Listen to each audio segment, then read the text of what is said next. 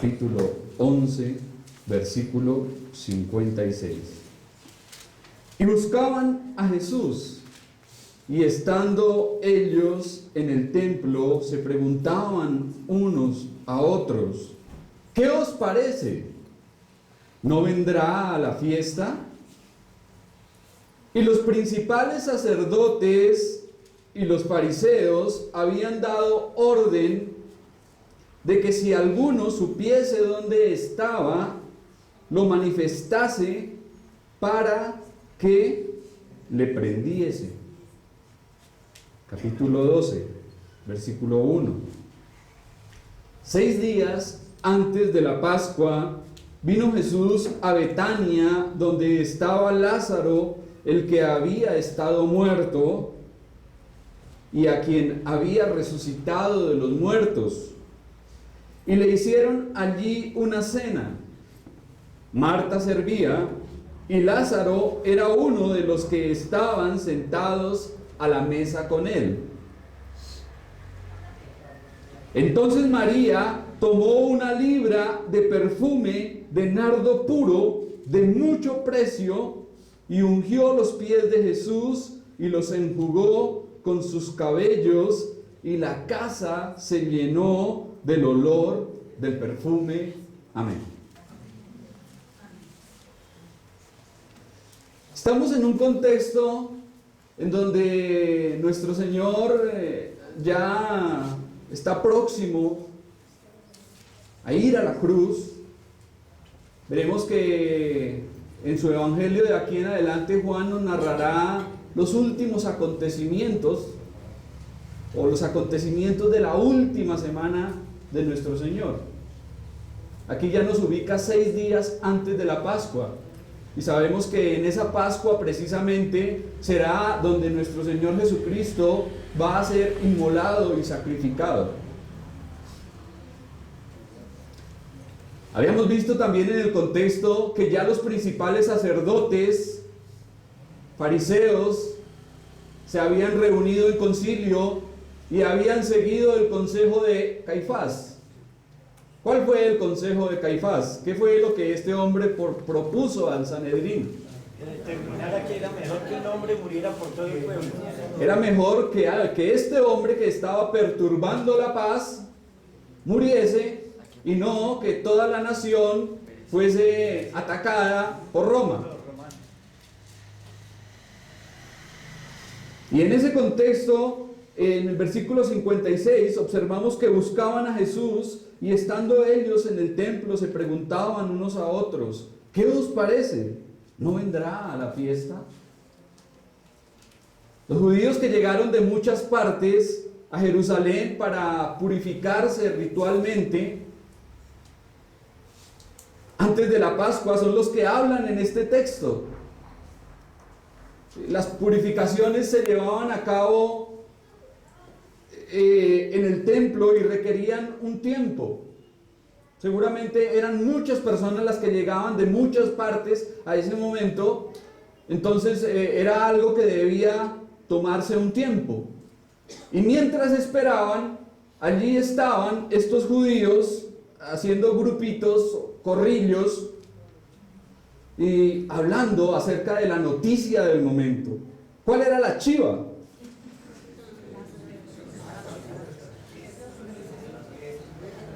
¿Cuál era? La chiva era que buscaban a Jesús para... Que las autoridades ya habían decretado la orden de captura de nuestro Señor. Sí, ya tenía legalmente orden de captura, ya era considerado como alguien al margen de la ley. Probablemente la fama y el renombre de nuestro Señor eran grandes en Israel, puesto que los primeros comentarios de los recién llegados giraban en torno a él. Quizás sabían lo que pasaba y de la contienda de voluntades entre las autoridades y el Señor. Podemos decir que el se busca en su momento ya era público. Entonces el tema de conversación era ese, giraba en torno al Señor. la resurrección de Lázaro y el Sanedrín, la decisión que había tomado de matarle, eso era lo que estaba en ese momento la noticia de moda, por decirlo así, en ese momento. Allí se encontraban muchos judíos con sus viejas amistades que venían de todas partes del país, comentando y parloteando la chiva, la noticia. Por consiguiente se decían y se preguntaban: ¿qué os parece? ¿No vendrá a la fiesta? Esto se menciona como las principales preguntas que se hacían. Pero tal vez estaban buscando opinión con respecto a Cristo. ¿Qué opinas acerca de este Jesús? De lo que ha hecho, de sus milagros. ¿Qué os parece en la situación en la que está? A pesar de que levantó a este hombre de la tumba, y fue un milagro que es innegable porque Lázaro andaba por ahí paseándose. A pesar de todo esto, las autoridades ya habían determinado matarle.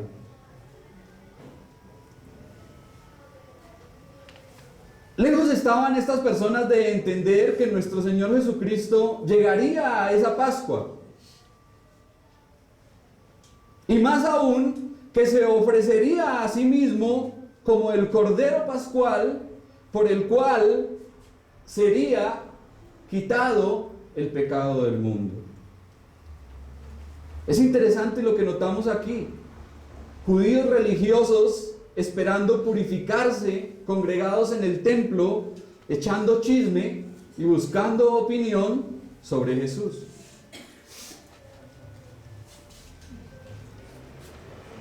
Pero no lo hacían para creer en Él.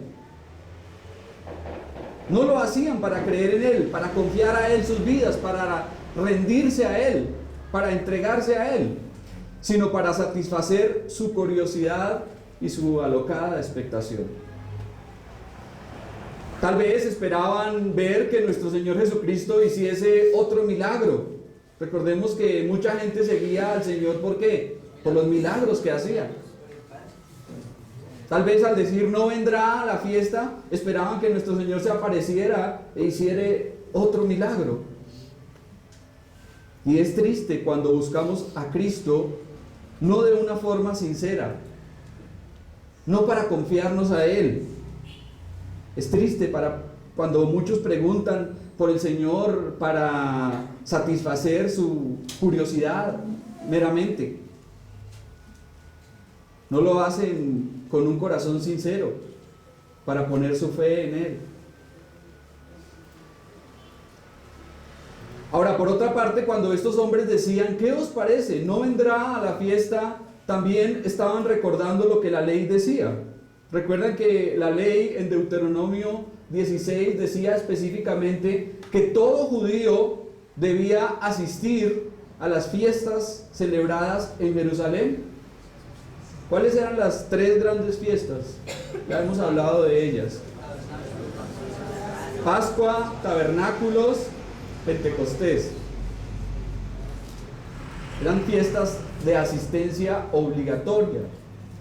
Entonces, al decir, ¿qué os parece? ¿No vendrá a la fiesta? Estos hombres estaban de alguna manera colocando en tela de juicio la obediencia del Señor. Nosotros ya estamos aquí, ya nos vamos a purificar, estamos presentes en la fiesta, pero este no ha llegado. ¿Qué pasa?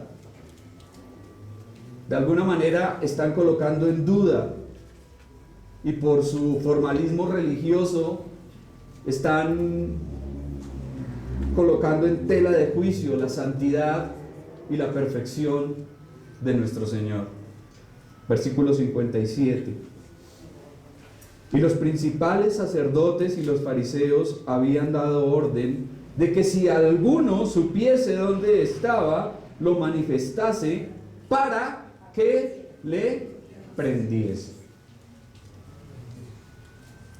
Este pasaje muestra los primeros pasos que dieron tras el concilio, en que se decidió seguir el consejo de Caifás, matar al Señor. Se había dado la orden que seguía en pie. Si alguien sabía o tenía información sobre el paradero del Señor, debía notificarse a las autoridades y facilitar esa información para que fuese arrestado y ejecutado. Así que cualquier persona que tuviese conocimiento de nuestro Señor, ¿qué debía hacer? Denunciarlo, informarlo. Y si no lo hacía, sería tomado como un cómplice. Cualquier persona que supiera por el paradero de nuestro Señor Jesucristo debía anunciarlo a las autoridades. A este punto las cartas estaban jugadas y se había llegado al lugar que no había vuelta atrás. Cada hombre asociado con los poderes religiosos de la nación ya había tomado su decisión. Digamos que la circular roja para nuestro Señor ya había sido decretada. Él ya estaba catalogado como un delincuente y probablemente hasta se haya ofrecido una recompensa por la información que condujera a su captura. Recompensa que más adelante iría a cobrar ¿quién? Judas. Pero viendo recientemente las órdenes de captura de otro Jesús, por ahí mirando por noticias, hay otro Jesús que también ya tiene orden de captura. Ustedes saben a quién me refiero. Pensaba en cómo sería el se busca de nuestro Señor Jesucristo. ¿Cómo sería ese se busca? Y me llegaron unas imágenes del Museo de Tel Aviv. Aquí está. Se busca. Nombre: Jesús de Nazaret. Edad: 33 años.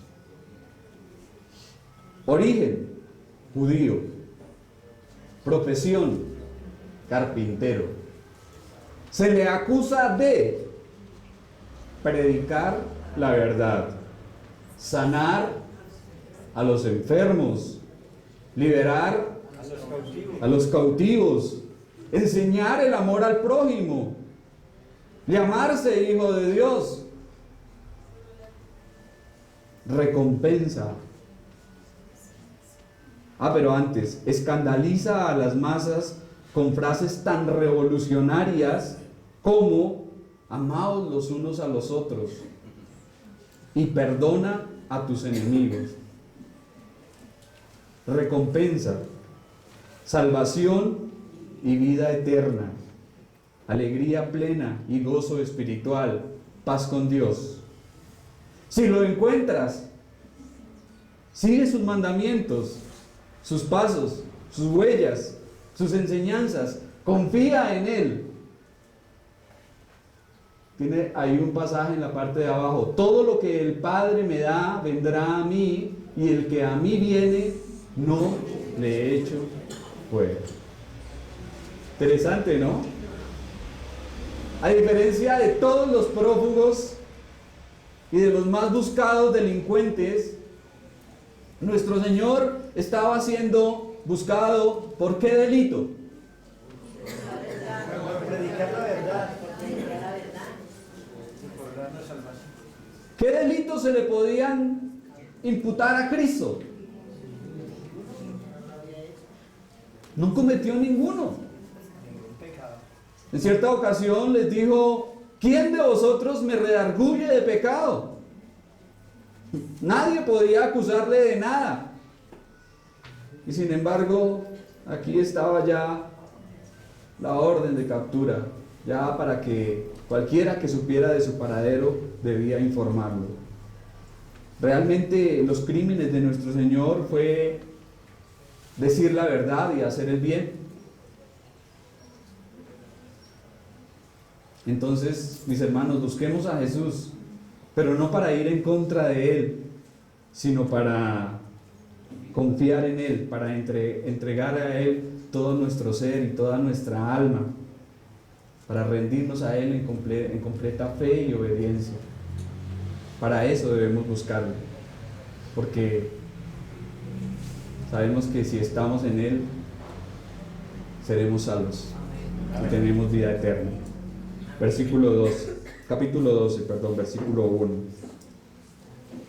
6 días antes de la Pascua vino Jesús a Betania, donde estaba Lázaro, el que había estado muerto y a quien había resucitado de los muertos.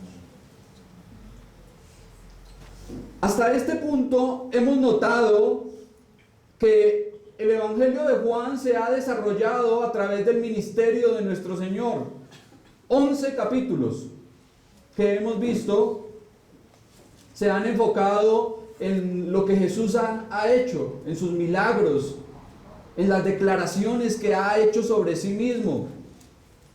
Se han resaltado 7 milagros importantes aquí en este Evangelio, y también veremos que hay 7 declaraciones de Jesús como el yo soy. Pero de aquí en adelante, durante estos 10 capítulos que faltan, todo se centrará alrededor de la última semana. Imagínense, 11 capítulos para hablar del ministerio público de nuestro Señor, que fue casi un periodo de 3 años. Pero 10 capítulos restantes solamente para hablar de la última semana. ¿Por qué los evangelios hacen tanto énfasis en la última semana? ¿Usted se ha preguntado? ¿Por qué razón se hace en los evangelios tanto énfasis en la última semana de vida de nuestro Señor?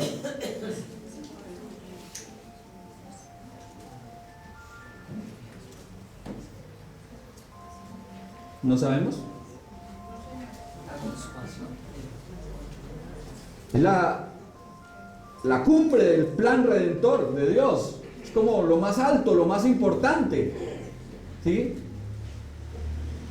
La crucifixión, la muerte, la sepultura y resurrección de Cristo.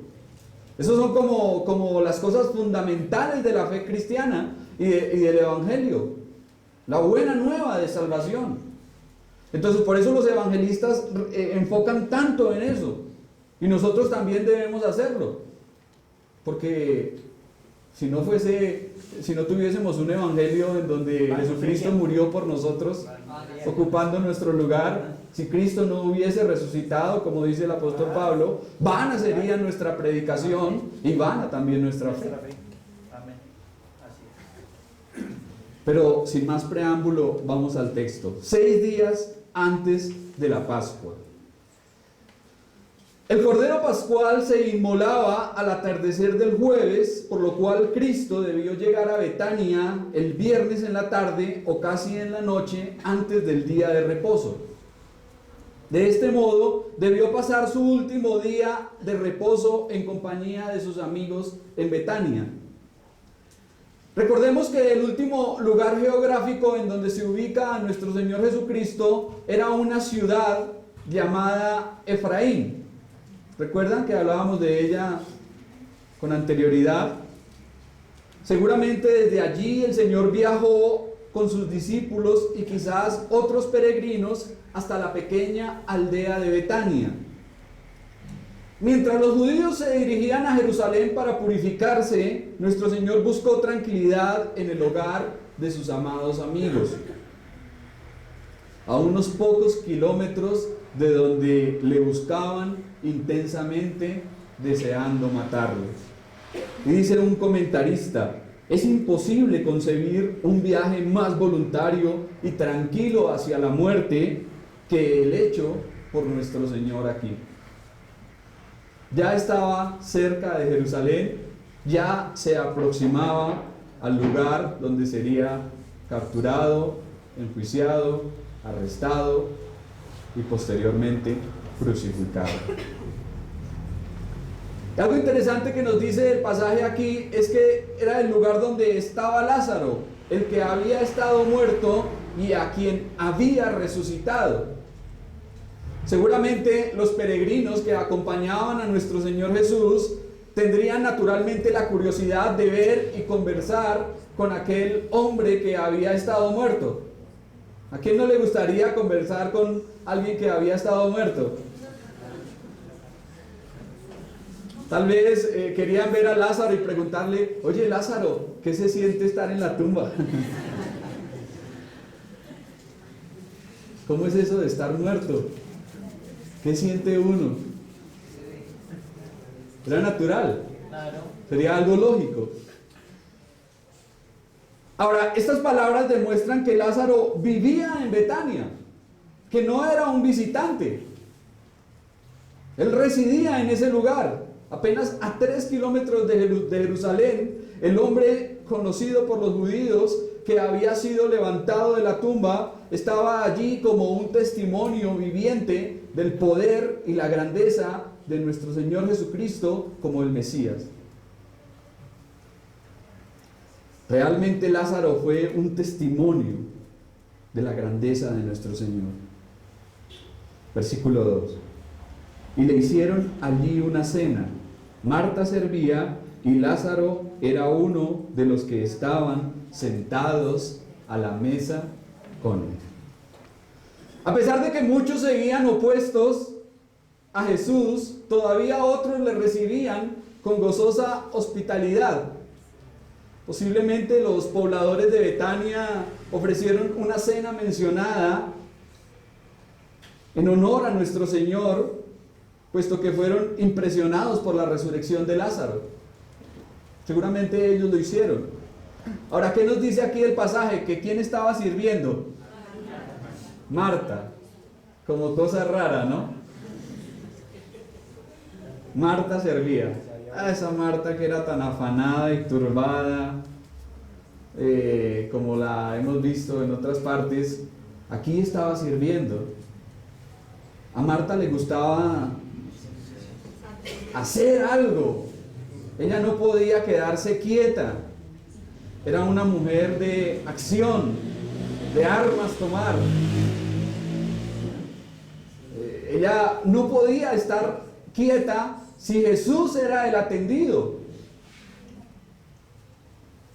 Y debió estar de un lado a otro intentando colaborar en lo que pudiese.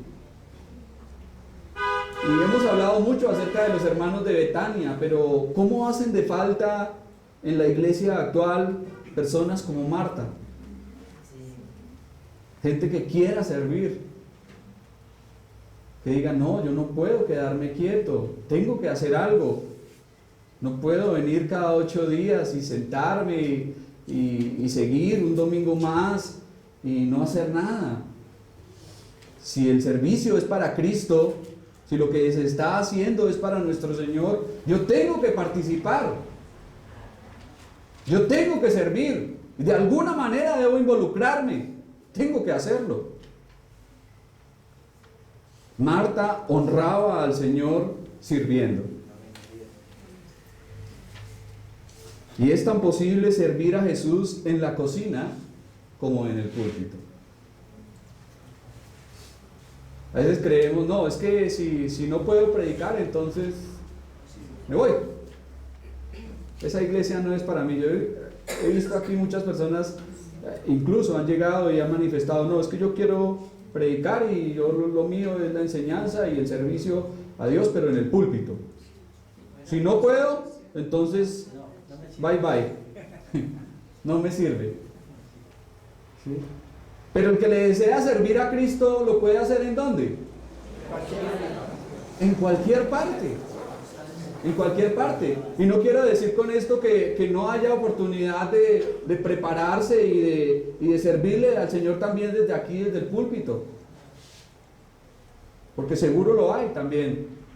Si el Señor le da el don y si el Señor le coloca a usted ese llamado para servirle predicando, pues también. Si coloca el don para servirle evangelizando, también.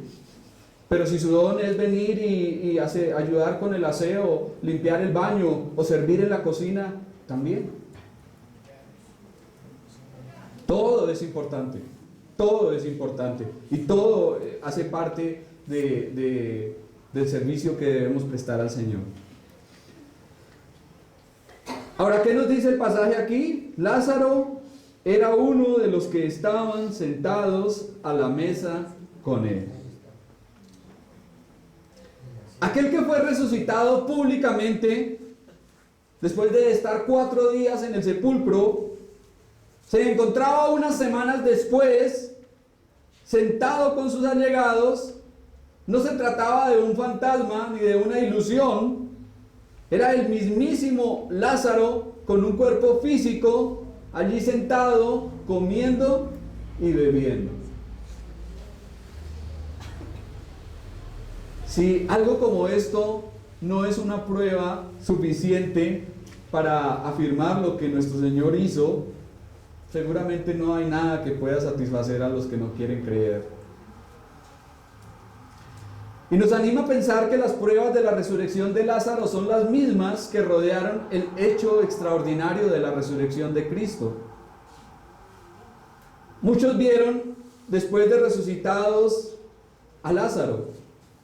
Ahora, ¿cuántas personas vieron a nuestro Señor Jesucristo después de resucitado? Muchos también. ¿Cuántos? Dice Lucas. ¿Más de cuántos? 500 personas. Se habla de 500 personas.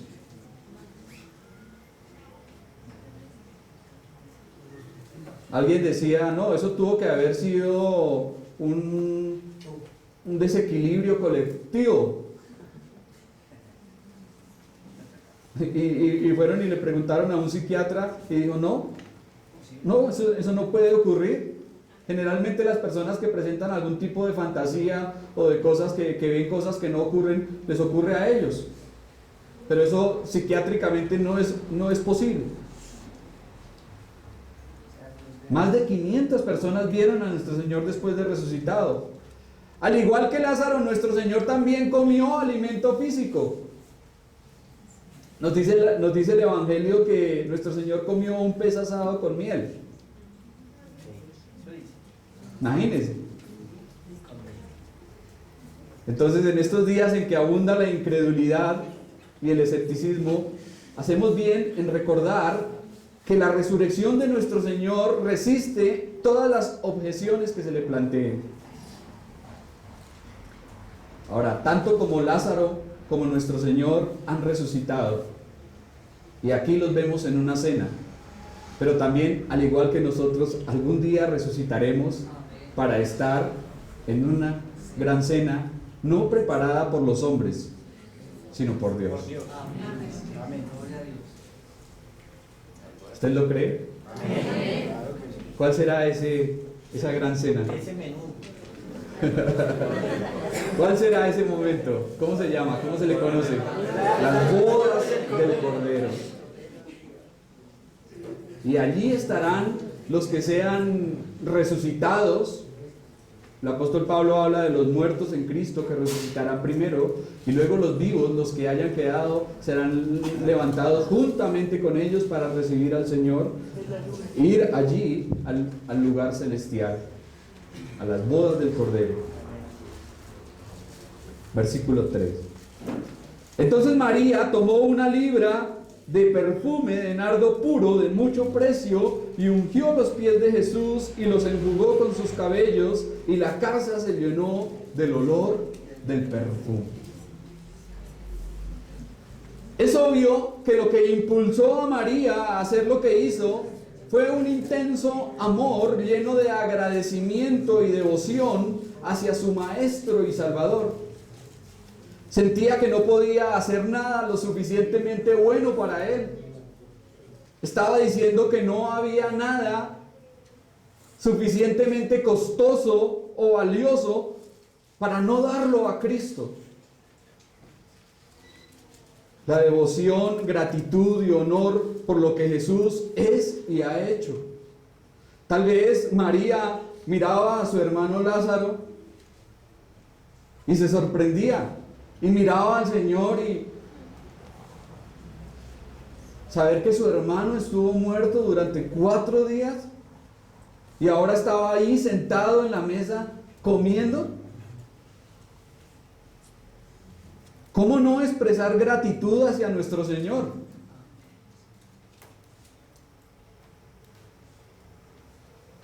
Todo esto la llevaba a preocuparse por honrar al Señor de la manera más elevada posible, sin importarle lo que pudiese costar, ni la opinión de los presentes. Por consiguiente, tomó 1 libra de perfume de nardo puro. Imaginémonos un perfume costoso. Bueno, vamos a traerlo a nuestra actualidad. ¿Cuál sería el perfume más costoso? Dolce & Gabbana, Paco Rabanne, Carolina Herrera, Hugo Boss, Yves Saint Laurent. Perfumes muy finos. Y en la costa tuve la oportunidad de ver unos perfumes que eran así de grandes, originales. Imagínense un perfume así de grande. Hugo Boss, Carolina Herrera. ¿Cuánto puede costar eso?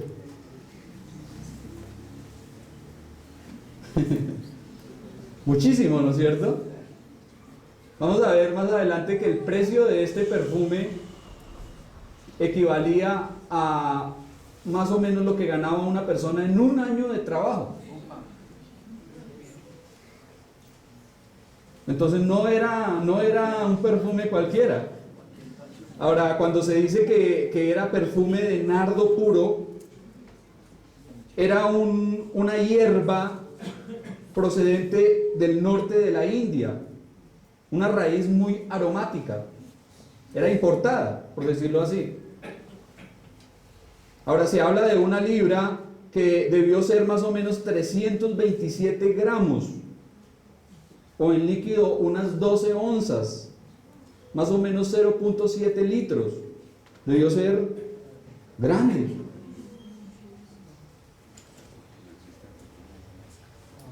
Era algo tan costoso que pudo haber sido los ahorros de esta mujer por un muy buen tiempo. Se dice que las mujeres solteras cargaban en sus cuellos esta clase de perfumes para cuando llegase el momento de invertir en sus bodas. Entonces, ese frasco de perfume se podía decir que era como el ahorro que ellas tenían. Y sin embargo, María cogió el frasco, lo quebró, derramó ese valioso perfume a los pies del Señor. Sin reparar en nada y haciendo muestra de una intensa gratitud y un amor desbordante, trajo al Señor lo más precioso que tenía y lo puso a sus pies. María ungió los pies del Señor en vez de ungir la cabeza. Generalmente cuando se ungía a alguien, se ungía la cabeza. Pero ella hizo lo contrario, ella ungió fue los pies. Al ungir o lavar los pies de una persona, tomaba la tarea del esclavo más vil. Tocar los pies a alguien era considerado denigrante, o sea que cualquiera no lo hacía. Sin embargo, esta mujer estaba allí con ese perfume tan fino, tan costoso, ungiendo los pies de nuestro Señor. Con esta acción ella demuestra una profunda humildad en reverencia y devoción para Jesús, ocupando el lugar de un esclavo. Está diciendo, mejor dicho, o sea, soy la persona más indigna, pero te voy a dar, Señor, lo mejor de mí. Lo que tengo para darte es mi sacrificio, mi ahorro, ¿sí? Posiblemente al romper ese frasco, ella sabía que seguramente se gastaba lo que algún día podría invertir en lo que sería más adelante su boda, es decir, que se arriesgaba a quedarse soltera. Sin embargo, no le importó. Quebró el frasco, ungió los pies del Señor con ese perfume.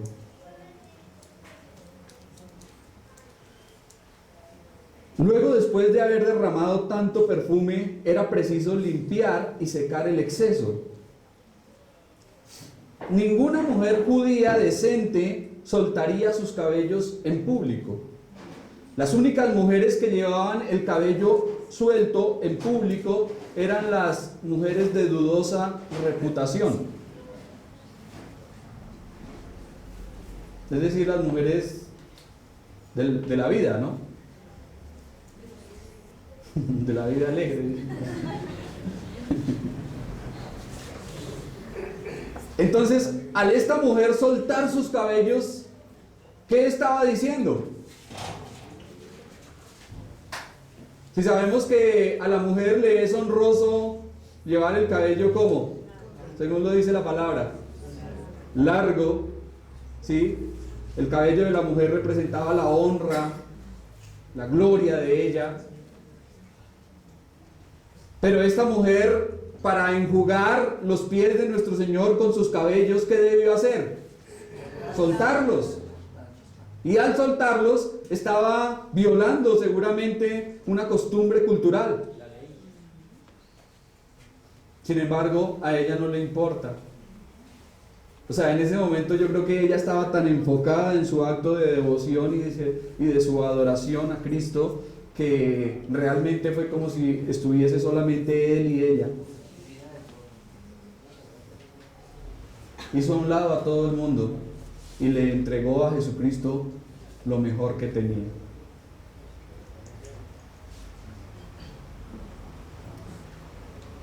En ese momento solo estaba ella y el Señor. El amor hacia su Maestro, el amor que lo da todo, y lo único que lamenta es no tener más para dar. Grandemente amada, María no se sentía capaz de poder demostrarle el suficiente amor a su Señor.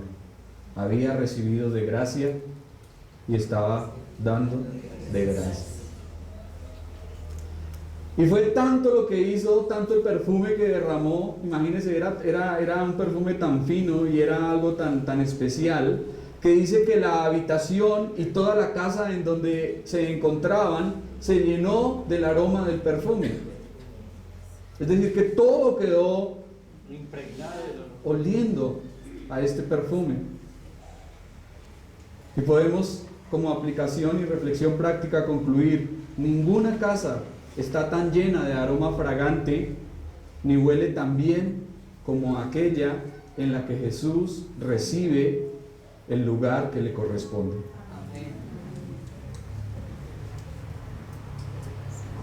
Benditas las casas en que Cristo es el todo,